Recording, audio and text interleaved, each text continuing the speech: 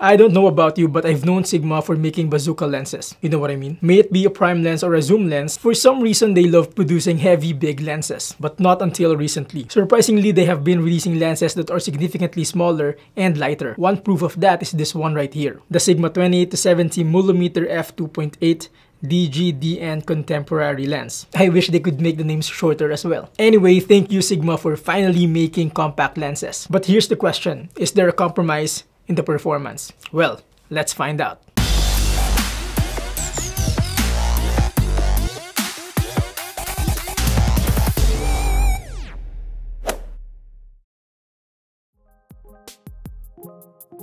Before anything else, I'd like to officially welcome you to my channel. Thank you for making it past the intro. If you are into cameras, gadgets, technologies, all that good stuff, please do subscribe and hit that notification bell if you haven't yet. In that case, you won't miss out on anything from this channel. By the way, shout out to Gadget Master for sending me this lens to unbox and to review. If you are looking for well-priced cameras, microphones, etc., go check them out on Facebook. I will drop their link in the description box below. Having that out of the way, let's dive right into the topic.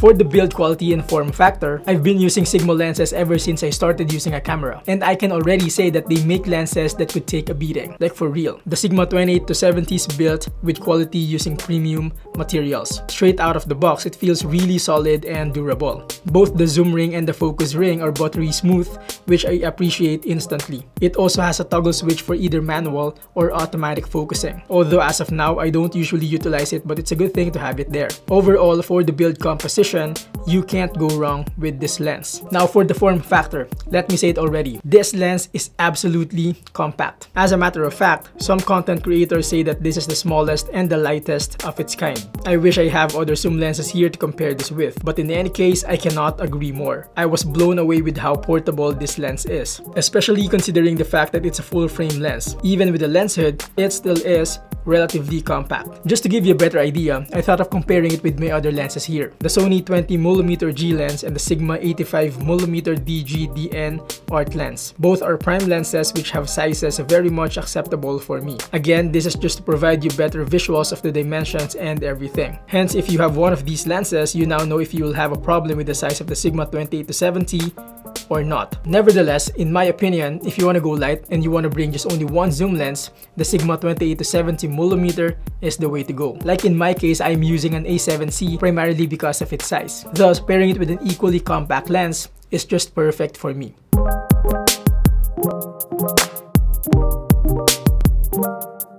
For the image sharpness, I personally think that this is a no-brainer already. Sigma is known for blessing us with crazy sharp lenses, like crazy sharp. And believe me, that is still true with this lens. I love that at pretty much all focal lengths, the Sigma 28-70 is stack sharp. Let me show you some samples.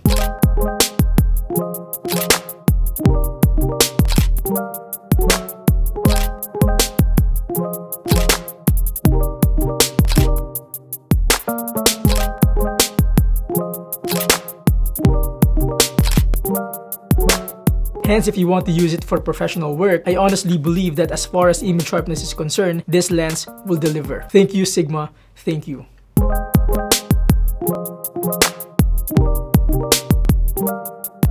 For the autofocus, I use this lens for both photography and videography. And guess what? I didn't have any problems with it. It tracks the subject very well, and it also has eye and face tracking, which are both very sensitive and responsive.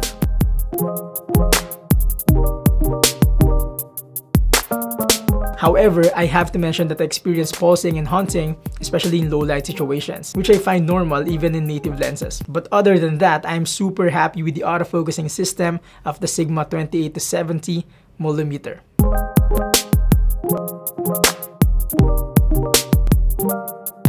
For the focal range, 28-70mm. That isn't very new to us, right? There are actually plenty of options out there already. In my opinion, it could have been better if they made it 24-70 just like the art lens. But since there's a massive difference in size between the two, I couldn't argue more. Thus, the only concern is 28mm wide enough. I hate to say this, but it depends. It depends on how you use a wide-angle lens. Me personally, I am not a heavy wide-angle lens shooter. I practically use wide-angle lenses for my unboxing videos and talking head videos just like this one. I am currently shooting this using my Sony 20mm G lens. I'm like an arm's length away from the camera. Thus, if you're wondering how tight the 28mm is, why don't we switch lenses?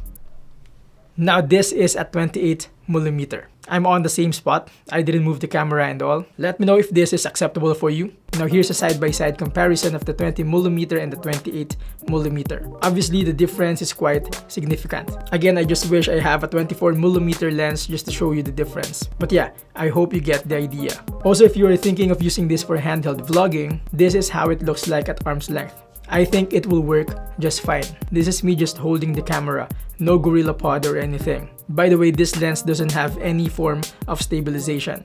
Just take note of that. Now that we're done with the wide end, how about on the telephoto end, the 70mm? Surprisingly, at 70mm, this lens produced incredibly good portrait shots. Like, I was really satisfied with the output of this lens. The background separation is just amazing. Of course, you don't want to compare this with an 85mm f1.4, but as a bokeh addict, I find the background blur this lens gives me super acceptable. Hence, if I don't want to bring my prime lenses, I am confident that I'll be fine covering the wide end and the telephoto end with just the Sigma 28 to 70mm.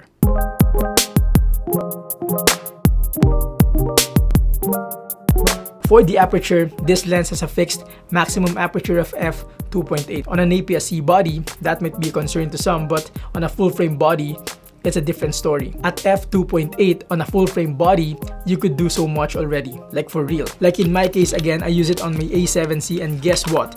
I couldn't be happier with this lens. Even at f2.8, it still performs in low light situations. On top of that, even at f2.8, it still gives me that creamy background blur, which again, I really love. I'm telling you, I'm a fan of f1.4, f1.8 lenses, but this one right here, even at f2.8, I am very much satisfied. It is that good.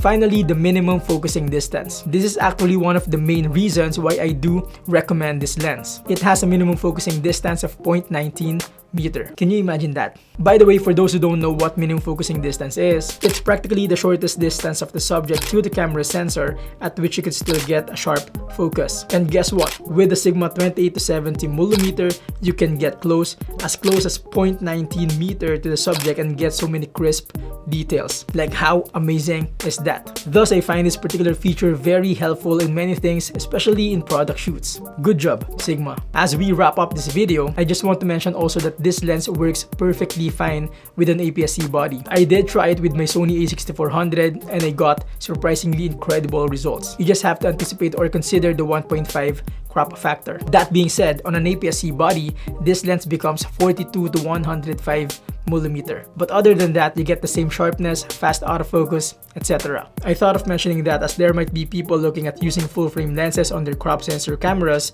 just so it's more convenient upgrading to full-frame cameras eventually.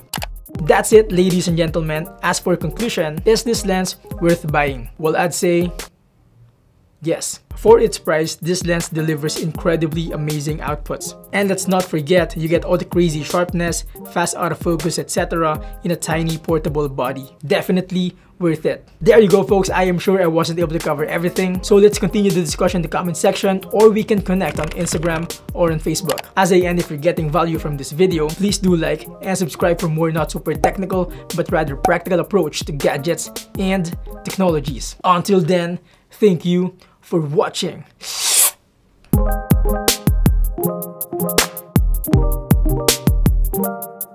Hence, if you want to use it for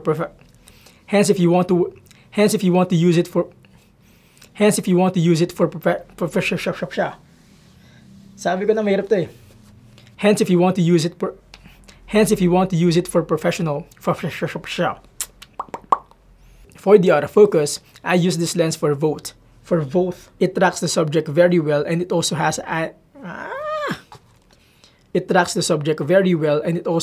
and face tracking, for which babasahin ko na lang, hirap pa rin, no? But since there's a massive difference in size, I cannot Kunat? Ano kunat? Me personally, I am not a heavy wide-angle lens. So, siya. Who? I am confident that I'll be fine covering the wide end and the telephoto end with just the... It has a minimum focusing distance of 0.19 millimeter. Huh? No. By the way, for those who don't know what minimum focusing distance is,